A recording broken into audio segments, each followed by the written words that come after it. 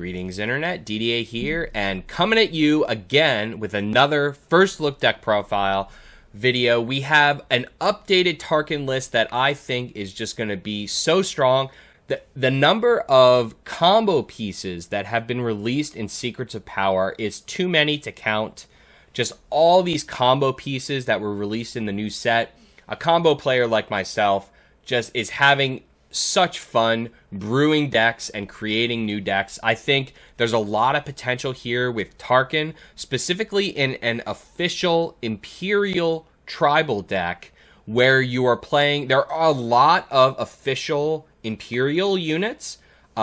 As we're about to go over, there's just a lot of overlap between official and Imperial. Makes sense, right? You got those, you know, those little dealies on the chest. Hey, that's an Imperial official. So the real reason why I created this deck is because of the Major Partagaz. I don't know how to pronounce this guy's name, but he's the reason I made this deck, because I pulled one in my pre-release, and I saw the power of swinging with multiple officials and just having him become all of a sudden like an 8-14 or something like that.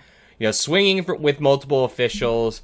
And then considering Tarkin, you have with the plot mechanic, there's a lot of cool things that we can do, which we're going to go over. So the main reason why this deck was created, again, is because of the Major. There are a lot of officials in this deck. Of course, an Imperial official that this deck has is Vinay. That is a very strong Imperial official. Very strong stats for 2-4, and then the ability to move experience around. Very significant there because this deck does play some units that are not Imperials. It plays a few, but you can actually move experience to those non-Imperial units with Vinay. Very strong there. Or you could simply just get extra damage by swinging with a unit, swinging with Vinay, and then either adding the experience from a unit that already attacked that round to Vinay or to another unit to kind of squeak out extra damage. Which seems not like really great, but count the number of times that you lost a game by 1 or 2 damage, and you can see the power of Vinay. Of course, the new Imperial Trooper, the Battlefield Marine of Imperials, is going to just be a dominating force in Tarkin. Huge here. And then Director Krennic is another Imperial official. There's not a crazy number of when defeated cards in this deck. We do have the Inferno 4 in here as another Imperial with a when defeated ability that can be played for cheaper to go wide. That's worthy to note there, but so we only run 2 of it because there's not that many when defeateds in here. But one of the main ways that this deck is going to go wide is with the Orn Frita and Bounty Hunter Quarry. I think Orn Frita is just opening up so many different combos for all the decks in this game right now. And like I said, this is an official deck, and Orn is one of the only non-Imperial units in this deck, and he is there for you to tutor out the budget scheming, the legal authority, and of course, legal authority is so strong in this deck because you can just continuously buff up a unit and then easily capture whatever you want. And if you're ever 1 damage off from a capture, you just use Tarkin ability to buff up that unit and then be able to legal authority. So there's going to be a lot of options, like legal authority being such a powerful option for you to capture anything, any unit you want in the game. Very, very strong. And of course, we also have several other laws in the deck, like emergency powers, to be able to just buff up 1 unit if you have the advantage and you have that window where you can use that card. Going to be very powerful to just throw a bunch of experience on a single unit. And then confiscate as well. Confiscate, Traitorous has always been a very difficult card for Tarkin because you want to be able to buff up your 2s and your 3s really, really high with Tarkin, and then you're always kind of worried about the Traitorous. Well, the combination of Orn Frita and Confiscate in the main deck is going to not only be able to push damage and push control for you with the Orn when you have the ability to do so, but also have the trick, be able to play the defense game a little bit with Orn with the Confiscate. So he's giving you both,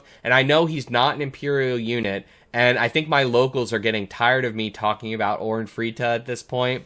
But like the ability to pick and choose and cherry pick cards in the scenario that you need is the advantage that you get with this guy, right? Like I said, he's there for a defense, he's there for aggression, so depending on the scenario, you're going to look at that top 10 and be able to choose what you need in that moment. Of course, when you talk about an Imperial official tribal deck, you have to talk about General Veers. This guy is going to be really big. He was always pulled down by his low stats, but when you start adding experience to all your officials and you start playing like Emperor's Royal Guard and you know, have that Sentinel to protect your Veers, that's going to be huge. And of course, another thing with Ornn and having the legal authorities in the deck is playing Bounty Hunter Quarry. You're going to have Bounty Hunter Quarry to be able to tutor out your Veers, tutor out your client, and tutor out your Emperor's Royal Guard to have that Sentinel. Now, the other combo I want to talk about is kind of the mid-game punch that you're going to get with this deck, and that is the flip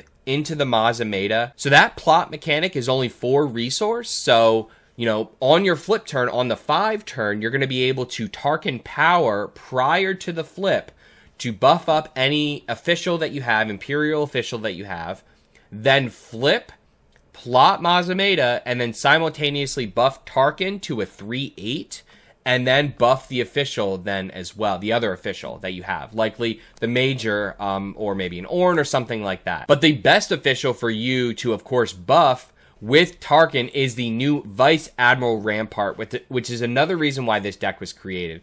Vice Admiral Rampart is such a strong unit, and when you're going this like tall, wide strategy that you're going to get with this Imperial official deck, Rampart is going to be there for you to just buff up your Tarkin, buff up all of your units. He has no restriction of what he buffs. You only need to disclose green villainy, which is going to be easy in this deck. There's a lot of green and very easy for you to do. So building this deck, you know, I was looking at the amount of blue that was in it, and I kind of noted that maybe blue is not adding as much to this deck as I wanted. I originally chose blue because of the client and legal authority being able to capture that unit and get 5 HP back. And then, of course, emergency powers is just kind of a solid card that you could push advantage with in the right moment. So that's why I did the blue, but I actually thought for a second that yellow might be better. Yellow is giving you some things that the blue deck is lacking, namely the ability to push in space. With the new Screeching TIE Fighter, being able to play this guy turn 1 as a 3/2 ship, you know, buffed with Tarkin, play him turn 1 as a 3/2 ship, which is a premium for space, and then having this amazing on-attack ability that you can then use. We have the Bounty Hunter Quarry in here, which is even better in the yellow deck because we have access to Lurking TIE Phantom and 7th Fleet Defender as Imperial units as well.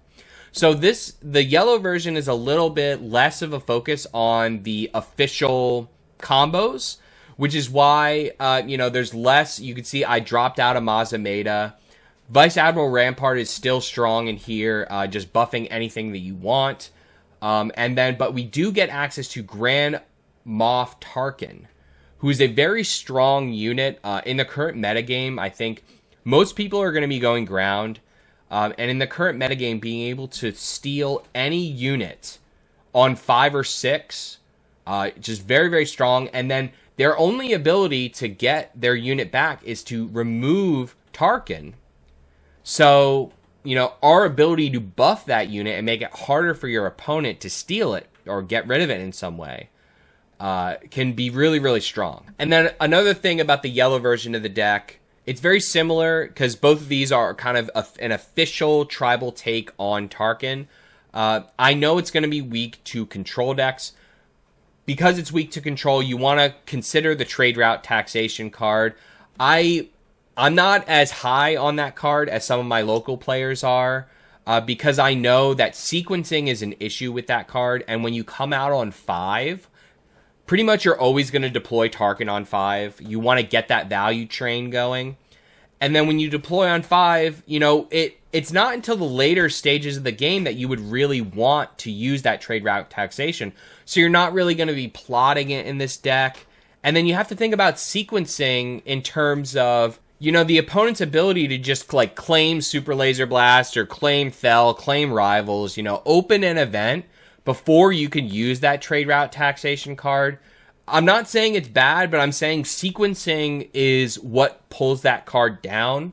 And then when your leader comes out early, like Tarkin, it's not lining up as well as some of like the later deployed leaders where you're going to have that taxation be there to protect your leader deploy. Tarkin is not like, if they blow Rivals on Tarkin, I'm almost happy because then I could just buff everything else. But we went up on Bounty Hunter Quarry in this deck because you get the access to the arrest card that's going to enable you to claim that bounty even easier than just having the legal authority and having that kind of mid-game punchy card to really seal the game for you. In addition, the yellow deck is giving you the late game bomb that is Grand Admiral Thrawn, which I think is way stronger than people are giving him credit for right now. Like way stronger.